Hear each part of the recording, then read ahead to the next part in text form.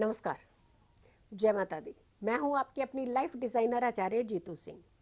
बात करेंगे साल के पहले पहले महीने में ही कुछ ऐसे इवेंट जो हमारे लिए ज़िंदगी में कई बार यादगार भी साबित होते हैं। कई बार हमें संकेत दे जाते हैं कि हमें किन चीज़ों में ज़्यादा सावधान रहने की ज़रूरत है। पौष अमावस्या की अगर हम बात करते हैं, जो कि 13 तारीख की है, यानी 13 जनवरी की, उसी दिन लोहड़ी का पर्व भी है। लेकिन ये अमावस्या कितने बजे से शुरू हो रही है, ये तिथि कितने बजे तक जाने वाली है, इस चीज़ को समझना बेहद ज़रूरी है। भाई, अमावस्या के दिन में क्या लोहड़ी का पर्व मनाया जाता है, या अमावस्या की रात में जब लोहड़ी का अर्घ दिया जाता है, क्या उस समय अमावस्या तिथि है? चलिए, हम आपका ये भ्रम दूर कर देते हैं। दो चीज़ों का खास करके ध्यान रखने की ज़रूरत है। एक, अमावस्या की जो तिथि है वो कब कब आती है। जैसे 2019 की अगर मैं बात करती हूँ तो 5 जनवरी 2019 को अमावस्या, पोष अमावस्या थी। फिर उसके बाद 26 दिसंबर को आई थी। उसके बाद 2020 के अंदर कोई अमावस्या तिथि, पोष अमावस्या आई ही नहीं।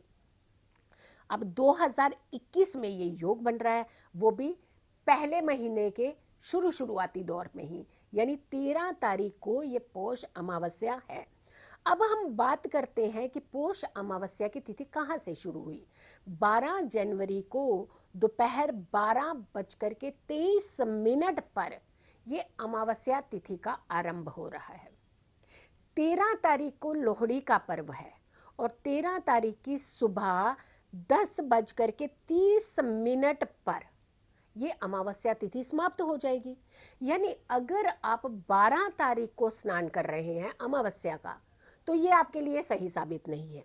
अगर आप 13 तारीख की सुबह सुबह अमावस्या का स्नान ले रहे हैं, जहाँ कहा जाता है पवित्र नदियों के स्नान किए जाते हैं, गंगा में जाकर के स्नान किए जाते हैं, ऐसे में अगर आपको अमावस्या का स्नान, खास करके पौष अमावस्या का स्नान करना है, तो वो स्नान आपको 13 तारीख को ही करना चाहिए।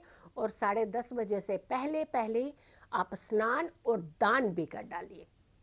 यानी दान की प्रक्रिया तो आप 12 तारीख को भी कर सकते हैं, क्योंकि 12 तारीख को दोपहर से ही तिथि लग जा रही है, वहाँ से आप दान की प्रक्रिया कर सकते हैं। लेकिन अगर अमावस्या का आप दीपक जलाने जाते हैं तो वो आपने 12 तारीख को जलाना है। लेकिन जहाँ स्नान की बात आती है, हम आत्मा की शुद्धि, अपने शारीरिक शुद्धि के लिए अमावस्या का स्नान लेते हैं। ऐसे लोगों को 12 तारीख नहीं बल्कि 13 तारीख को ये स्नान करना चाहिए, और 12 तारीख से दान की प्रक्रिया जो है उन्हें शुरू कर देनी चाहिए। यानी आप दोपहर 12:25 के बाद कभी भी दान कर सकते हैं, क्योंकि 23 मिनट पे ये तिथि आरंभ हो रही है। फिर आती है कि यहाँ जब हम ये तिथि की बात करते हैं, ये समय की बात करते हैं, तो वहाँ हमारे लिए खास करके अमावस्या का जो महत्व है इसीलिए बढ़ जाता है कि पितरों के निमित्त हम कुछ क्रियाएं, कुछ कार्य, कुछ कर्म कर सकते हैं। और जहाँ भी कुंडली में कहा जाता है कि पितृ दोष होता है, पितृ दोष के निवारण के लिए, पितरों की शांति के लिए कुछ विधियाँ, कुछ रिचुअल्स हमें इस समय ज़रूर करने चाहिए। लोहड़ी का पर्व, उस दिन शाम के समय आपने ये ऐसी विधियां नहीं करनी है, यानी सुबह 10:30 से पहले पहले ये सारी विधियां आप कर सकते हैं। कहा जाता है कि इस दिन आपको सूर्य अस्त के बाद, यानी फिर आगे 12 तारीख की बात, फिर ये आप 13 तारीख को विधि नहीं कीजिएगा, 12 तारीख को आप पीपल की परिक्रमा ज़रूर कीजिए। कम से कम 8 परिक्रमा करी जाती हैं और ज़्यादा से ज़्यादा 108 परिक्रमा ज़रूर करनी चाहिए। अगर आपके घर में धन की किल्लत रहती है, आपको लगता है कि कोई भी कारण हो, किसी भी कारण से, कभी आप कहते हैं पितृदोष है, कभी कहते हैं नज़र लग गई है, कभी आपने कहते हैं किसी ने कुछ कर दिया है, तो आपके घर में धन नहीं टिकता है, धन की समस्या हमेशा आप जूझते रहते हैं, परेशान रहते हैं, तो आपको कम से कम 8 परिक्रमा या फिर आपको 108 परिक्रमा पीपल की ज़रूर करनी चाहिए, जो कि आपने 12 तारीख को करनी है, ना कि 13 तारीख को करनी है। क्योंकि शाम का समय अमावस्या का आपको 12 तारीख को मिल रहा है, 13 तारीख को सुबह तो 10:30 बजे समाप्त हो जाएगी अमावस्या। तो ऐसे में आपने 12 तारीख की शाम को ही पीपल की ये परिक्रमा करनी है। फिर आती है कि कुछ ऐसे लोग, क्योंकि लोहड़ी का पर्व खास करके जब आता है तो ये साफ कहते हैं कि जिसके घर में संतान की उत्पत्ति होती है, या फिर पहली संतान की उत्पत्ति होती है, या फिर पुरुष संतान की उत्पत्ति होती है, यानी मेल चाइल्ड की उत्पत्ति हो, तो ऐसे लोग लोहड़ी का पर्व बड़ी खुशी से मनाते हैं। लेकिन आजकल कोई परहेज नहीं है, आजकल कन्या होने पर भी लोग लोहड़ी का पर्व बड़े जोरों शोरों से मनाते हैं। और वैसे भी कहा जाता है जिस घर में कन्या होती है वो घर तो स्वर्ग से भी ज़्यादा सुंदर होता है।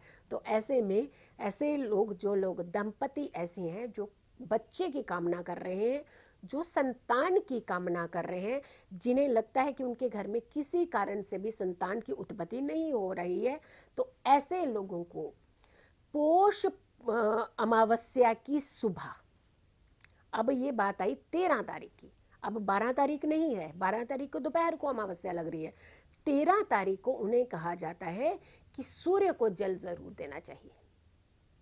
ऐसी दंपति को, दोनों को, हस्बैंड वाइफ को सूर्य को जल जरूर देना चाहिए उस दिन।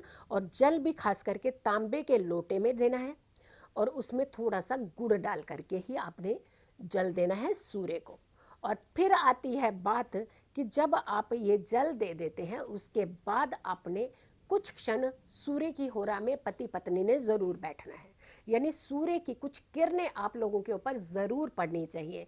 फिर आती है कि ओम घृणी सूर्याय नमः, अगर वहीं बैठ करके आप इस मंत्र चैंट को करते हैं, कम से कम 108 बार इस मंत्र का जाप पति पत्नी इकट्ठे बैठ करके करते हैं, सूर्य के समक्ष करते हैं, तो बहुत एक अलग तरीके की एनर्जी आप लोगों के अंदर प्रवेश करती है, जिसके कारण पूरी कहते हैं कि संतान के योग की उत्पत्ति होती है।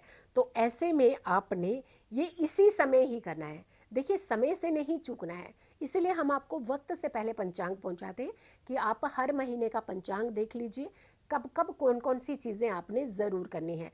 तो आपने ये उपाय करना है 13 तारीख की सुबह, जब सूर्य उदय होगा, तो कोशिश कीजिए कि उदय का सूर्य लीजिए, उसी समय ही आप अर्घ दीजिए, ताकि आपके जीवन में बहुत जल्दी खुशियां आए।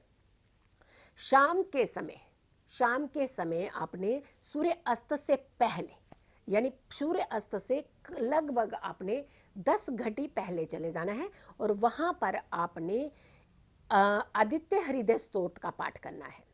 ये हस्बैंड ने भी करना है, वाइफ ने भी करना है, ये दोनों ने ही इस पाठ को ज़रूर पढ़ना है। ज़रूरी नहीं आप उस समय इकट्ठे हों, आप अगर ऑफिस में है, जो आपके पास समय बचता है, जहाँ रास्ते में है, अगर आपको याद है तो ठीक है, अगर नहीं ड्यूरिंग ट्रैवल भी आप इसे पढ़ सकते हैं, तो आप इसे करिएगा ज़रूर, पढ़ना ज़रूर है।